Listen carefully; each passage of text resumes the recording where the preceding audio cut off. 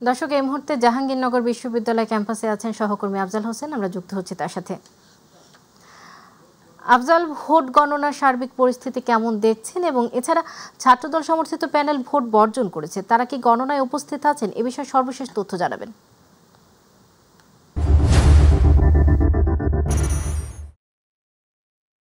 যে আজকে যে জাহাঙ্গীরনগরের যে জাকসু নির্বাচন, এটার ভোট গ্রহণ শেষ। এখন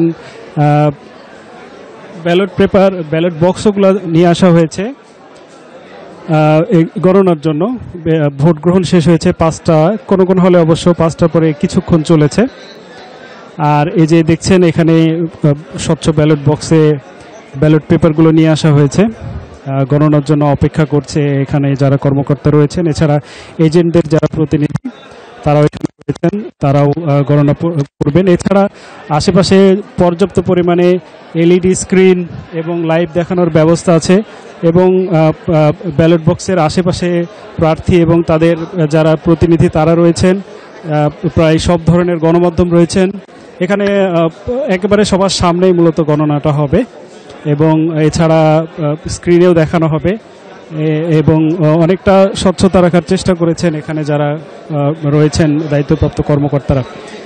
এ ছিল পরিস্থিতি। তবে এখনো গণনা শুরু হয়নি, যে কোনো মুহূর্তে গণনা শুরু হবে। দু একটা হল সংসদের ব্যালট বক্স এখনো রাস্তায় আছে, সেগুলো আসছে বলে আমরা জেনেছি। এটা ছিল গণনা সংক্রান্ত বিষয়। এছাড়া এখানে সব গণমাধ্যম উপস্থিত হয়েছে, তারা নিয়মিতভাবে আপডেট দিচ্ছে এবং দেখাচ্ছে মূলত এখানে কি হচ্ছে। অর্থাৎ ব্যালট বক্সের যে ব্যাপারটা, গণনার যে ব্যাপারটা, এটা একেবারেই প্রকাশ্যে হচ্ছে, এখানে সবার সামনে মূলত হচ্ছে। আচ্ছা, এর আগে বিকেলের যেই ঘটনা আপনি জানেন, যেটা বলছিলেন যে ছাত্রদল মনোনীত যেই প্যানেল রয়েছে তারা ভোট বর্জন করেছে কারচুপির অভিযোগে। এছাড়া বামপন্থী একটি প্যানেলও বিকেলে ভোট যখন প্রায় শেষ, সেই সময় এসে তারা বর্জনের ঘোষণা দিয়েছে।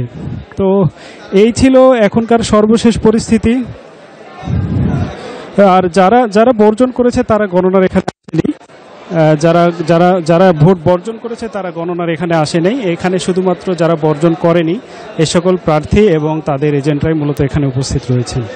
এই ছিল আমার কাছে সবশেষ জাকসু নির্বাচনের। আফজাল, আপনাকে ধন্যবাদ। দর্শক, জাহাঙ্গীরনগর বিশ্ববিদ্যালয় থেকে জাকসু নির্বাচনের পরবর্তী ভোট গণনা সর্বশেষ তথ্য জানাচ্ছিলেন আমাদের সহকর্মী আফজাল হোসেন।